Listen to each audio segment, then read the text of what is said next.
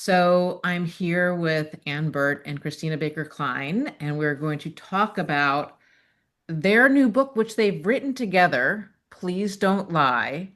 And I want to say at the top of this, before we even get into the book, Christina is my fairy godmother. Christina is the woman who introduced me to my partner. And the weird thing about it is we met kind of as strangers, right? And there's a lot of that goes on in this book.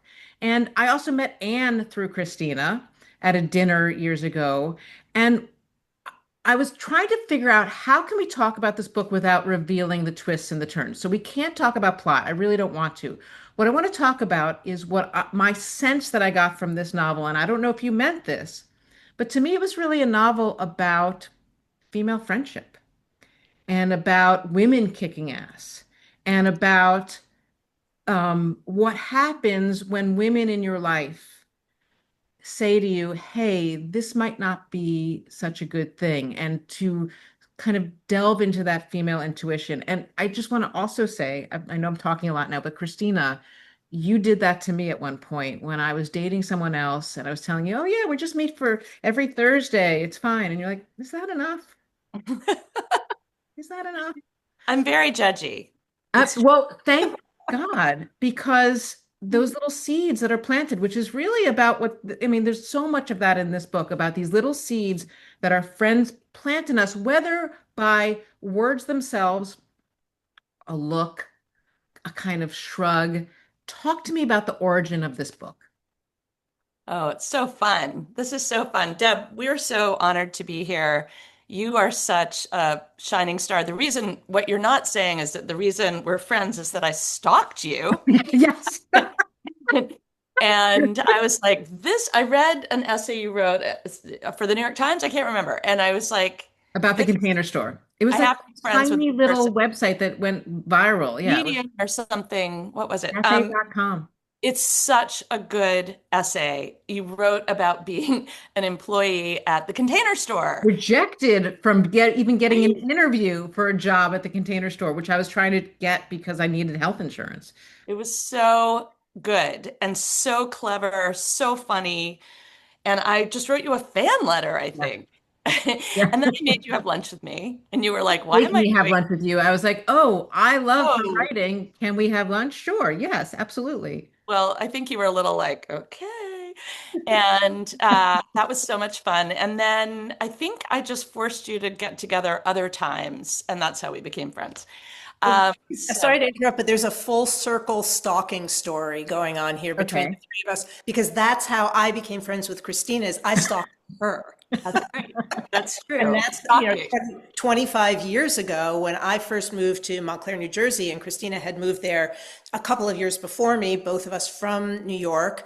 I was in the process of trying to figure out, how am I going to meet writers? How am I going to meet anybody that I'm interested in? It was before the internet. It was before social media, not before the internet, before social media. Yeah. So there was a reading in our local bookstore. It was Christina's second novel. I found it in the local paper and I said, okay, I'm going to go to this bookstore. I'm going to force myself to introduce myself to her and I'm going to say, please, can you just have coffee with me? Take pity on me, please, please, please. And she did.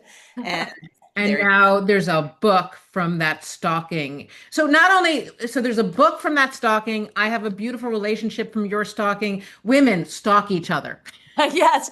No, that is actually a great lesson of our friendship, which is, and of our friendship, of course, but which is do the scary thing, yeah. make connections. I think it's terrifying to do it, but it's funny. I guess a couple of new friendships, but one in particular with a writer named Caitlin Shetterly, who did the same thing. She was like, I want to be your friend, and we are going to be friends. And we are friends, and it's really special, and it's enhanced my life, and I wouldn't have known her. So it's a lovely thing, and when you admire someone on the page, it's a really special thing then to expand that to a relationship that Anne and I have had for 25 years, which is we are in an ongoing, fluid life books conversation that never ends. It's just we text all the time. We're in a book club together. We're in two writers groups together, one of which is a writers reading group.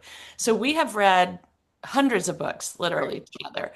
And what we discovered early on is that we share a sensibility. And we discovered that by going to movies together and realizing we were laughing at all the same things. We were commenting on all the same things. We were noticing things in a similar way, and that one of us would notice something, or we do this with books, with TV series, with, whatever media we're consuming, theater. Our conversation was always generative. It was always about, like, she would say something that I wouldn't have seen quite that way, and it would make me think of this, and then it would make her think of that. It was always this like Yeah, growing experience talking together. We could just never run out of things to say. that's right. I mean, Deb, you hit the nail on the head, and I'll let you say Yeah, it go again. ahead. You talked about the theme of this book right away, because part of what led us to A, this book, and B, the psychological thriller genre as a writing team was really thinking about all of the facets of women in each other's lives. And we needed a container to be creative about it. It was more than the conversations and more than the lived experience. As two fiction writers at heart, there was something more that we knew that we needed to dive into. And for, anybody who's watching who knows, Christina has a amazing career. Number one New York Times bestselling writer, historical fiction, contemporary fiction, nonfiction. I'm a recently converted from the workaday world to being a full-time novelist. My debut came out 2 years ago. But neither one of us in our solo writing had exactly the right venue as artists to really dive into not just the surface really of women's lives, but the darkness too, and how do women connect when the darkest things go down? Well, because even, I mean, there are several friendships in here that were very interesting to me in terms of like how often are they texting? What are the signs that the relationship's sort of on the rocks? But also, you were not afraid to go to the point where we understand that women can be the worst tools of the patriarchy. Olivia is a perfect example of that. And I don't think I'm spoiling anything in the plot by No. saying we don't Very. like Olivia. She's not a nice person. But, the relationship between Haley and Emily is very interesting. Emily is the one from New York, and they've had this sort of very urbane relationship together. The relationship between Haley and Megan, her new friend, um, also very interesting. But I also, just for a moment, want to talk about the relationship um, between Haley and Brandon, her husband. And Christina, I know that you've had a long-term marriage forever, but whoever wrote that section had, I thought to myself, had to have had experience that I had once of a lying partner. I mean, going to sleep every night with somebody who is an addict and a liar and a cheater. Uh, there's a special knowledge of that. And I'm just curious, did you write that part? Did Christina write that part? Okay, so in terms of the writing, the amazing thing about our collaboration is I mean, some of us, we would switch off pieces of it, but by the end, we had both put our hands on every sentence, read Right. it out loud to each other all the way. And I mean, look, yes, we each have disparate backgrounds and experiences. We also know a lot of people. Right. And we've read a lot, and we are deeply attuned to the vicissitudes of life and love, and can project that into an imaginative space together. And even better, check ourselves and check each other because of the collaboration. Neither one of us wants to go too fully into like our own lived experience here. These are not memoirs. We need it to be expansive in a way that it can speak both to the heart of each of our experience, but really we're projecting out in the world to make people see themselves in different facets of themselves. Sure, there's a lot of facets of myself in here, as well as a lot of facets of a lot of people I know, and a lot of facets of Christina too. Well, So I have a funny so story. Too. it really also understands what love is and what love is not. I mean, that I really got the sense. That was what's so interesting to me as I was reading it. It is a thriller, right? It's marketed as a thriller. It is a thriller. It has the pacing of a thriller, but it's also psychologically very, very literary. And well, actually, what I want to ask is, what was the day-to-day writing of this like? How did you sit down and write this together? Was it passed back and forth? Did Christina say, "Okay, Anne, you take this chapter, I'll take this chapter"? What was it like? Before we get to that, can I Sure. just stick with what we were talking about for Sure, one yes. second?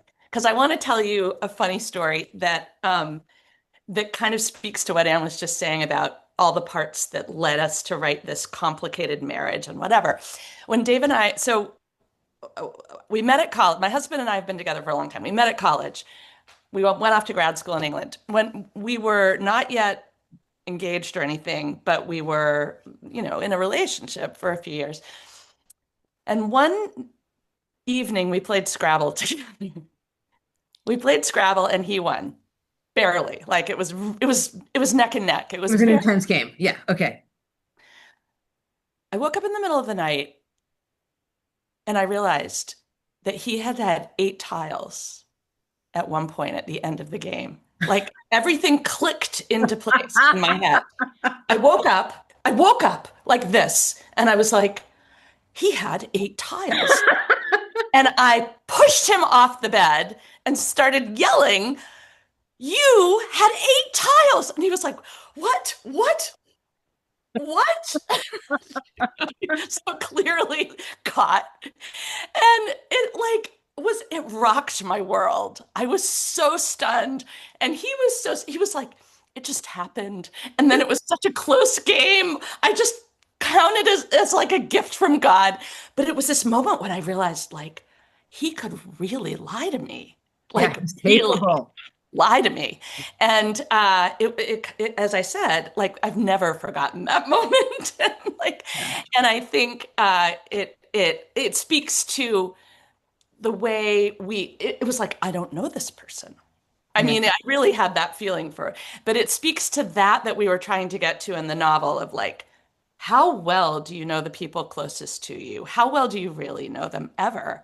Yeah. And what are parts of them that they're keeping from each other? And that's what Anne and I love exploring in general. The book, and we'll come back to our style together, but the book we're working on now is a tradwife thriller. And it, Oh, again, wow. about women, relationships between women, Yeah. but it's really about the lies we tell ourselves, the lies we tell each other, the personas we adopt, who Yep. we are publicly, privately. That's Anyway, right. sorry, Anne, what were you saying? Oh no, no, that's really, I love that anecdote.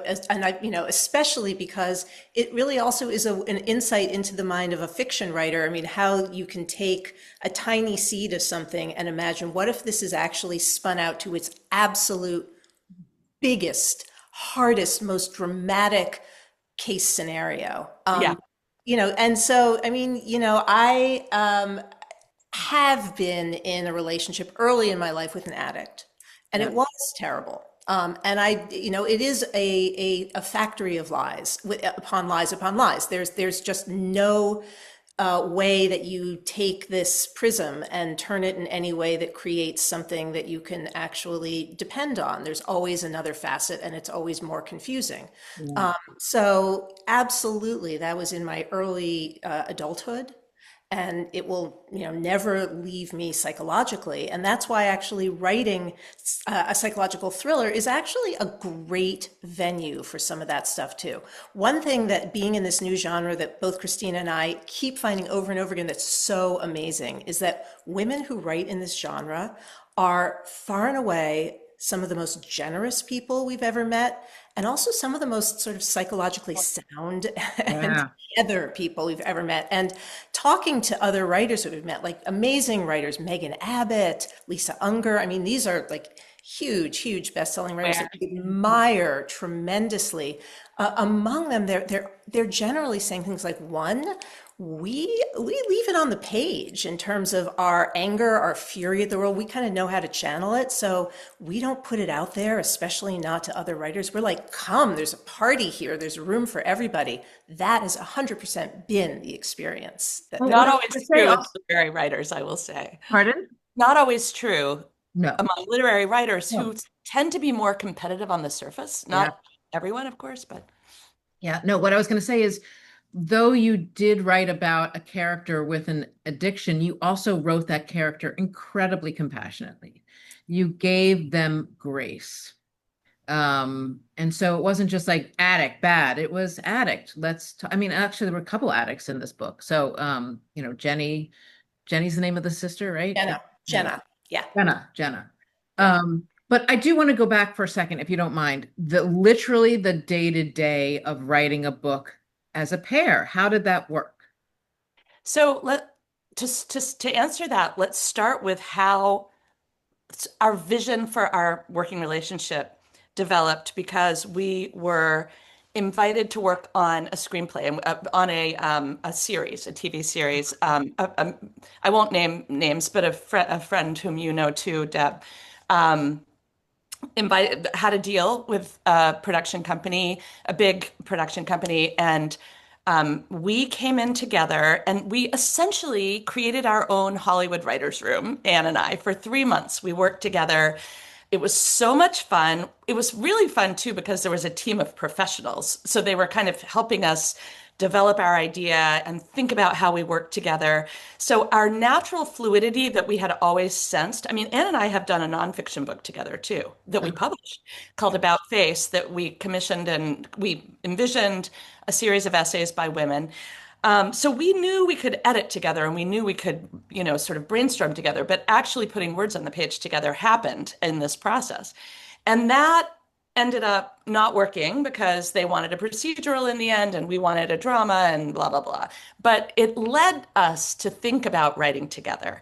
And so eventually we had another opportunity. We were offered a lot of money to come up essentially with an idea, an outline. So we brainstormed for a long weekend.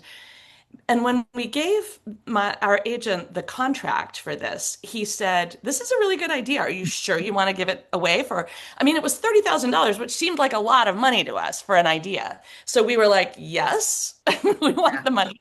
And he said, "No, I think you should flesh this out and let's sell the book. Let's do it as a book." So sold the book before it was written.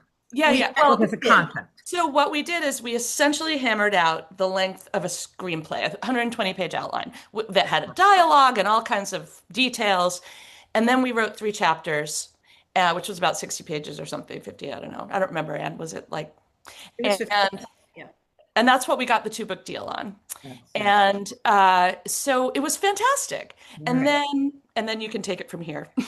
So in terms of then moving forward and writing the whole book, we had built the world together. We knew what the smells, the feels, the ideas, et cetera, et cetera. And so from that point forward, I took the outline and I moved forward and wrote the first drafts of the chapters from chapter 4 on, Mhm. pinged them over to Christina. She wrote the second draft of the chapters, and then together we would either sit down in person at one of our kitchen tables in our apartments in New York or over, Zoom and Google Docs.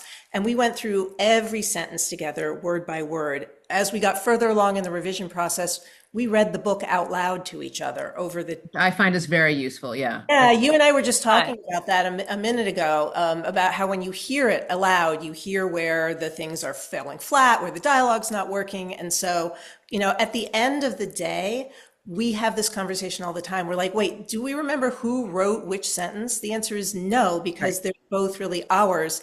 And we've taken to calling the voice of the book, which is neither of our solo voices, our third voice. Oh, And that's we know good. it now. We know our voice. So it exists between us as an entity that we play in. We're writing essays together in support of this book, and we both know what voice to go into. We switch off who drafts the first draft and then who takes the second draft. But when we get those drafts, they're already in our voice. Right. Well, Yeah. just because I'm interested and want to tell people where to go, when are these essays being published? Where do you have any idea at this point, or you're writing and waiting to publish? Done like a dozen. I mean, we've got essays, Q&As, at least a dozen, Yeah. maybe more. So we will, I guess, be posting in Yeah. about. So there's one. So if you look at our social media, either one of our social media, Christina's or mine, and easy to find, Baker Kline and Ann Burt writer. So we already posted one from a magazine called Criminal Intent, I believe. Yeah. It's run, Uh-huh. it's actually run by bookshop.org, which is Oh, great. great. And so they focus a lot on thrillers and procedurals and things like that. So we published an essay that's up there. There's going to be a new one that's coming out in Adirondack Life magazine. Oh, That's a Because the great one, actually. set, We have so much oh, we love with that one. that essay. Yeah, that's because this book is set in the Adirondacks. yeah, Haley follows her husband Brandon to the place where he grew up, this tiny hometown in the Adirondacks where a Crystal lot of Lake. bad things go down. Crystal River. Crystal River, sorry, Yeah, yeah, Crystal River. that's okay. Yeah, we made up Crystal River. We love Crystal River. Our next book is also set in Crystal River. Ooh, okay. Yeah, It's a thematically set. series, the Yeah. Crystal River series, it says, on our book page. Yeah. So So, we'll so keep publishing these Q&As and these essays that we've written through our social media. You can find them there. And I would also say both of our websites are populated with all of our events, all of our podcasts, and all of our essays and Q&As and stuff. So there's lots to look at if you want to. And when does the book actually come out? What is the pub date? September 1st. Oh, so it's very soon. Very, Yeah. It's yes. very, very soon. Okay, so you have all your events on the website. Um, the last question I wanted to ask you is, um, how did it feel as two literary writers to write a book that was in such a different genre? I mean, this is pure thriller. This is like turn the page, every page going, oh my God, oh my God. I'll, Fun. I'll see. Yeah, it was just so fun. I mean, again, the third voice, it's like, this is something Anne and I share. It gave us a chance to, as we were saying earlier, examine um, social movements that are in the current day. I mean, the novels I just finished a huge novel set in 18, in the mid 19th century, over 40 years. It was such an epic, heavy lift. And this is, yes, we have to do research and we have to have an airtight story because it's a thriller, which is so fun to work on. But all of those demands are different from the demands of my other work. Right. Um, and because Anne and I are working together, we're just constantly thinking about, it's essentially we're analyzing the zeitgeist. These books are about the zeitgeist. The Please Don't Lie is about self-help books and about how women uh, derive sustenance and also troubling outcomes from relying on advice from other people in various ways. And then our new book, as I said, is really examining the whole tradwife Phenomenon, yeah. syndrome and what what femininity is and where feminism has to do with all of it. And it's fascinating. It's a fascinating world. And it gives us this really fun lens, I Well, think, I too. also love the fact that you sneaked in true crime podcasts and Substack. Yes. Yeah, Substack And plays without a role. ruining the plot, Substack becomes, a character in the book Yeah. and a way for one of the characters to, yeah. Anyway, I'm not going to say anything. Yeah, it's a great place for that. Pardon? I said, no, the book is a great place for all of that. It's the ways that we get information Yeah. not even a daily basis, on a minute by minute basis that come into play in this book that are really fun to examine. Well, I want to thank you both for coming on here. I think this book is going to be a bestseller. That's my prediction right now. We'll see when this comes out. It's August 26th right now. The book's coming out in less than a week. So we will see what happens. But I think this is a beautiful, really fun, fast, exciting read. And I can't wait to see what happens to it and to you guys. Thank you, Deb, so Thank much. you so much. All right, stay on for a second. I'm going to press stop. Hold on one second. Stop recording.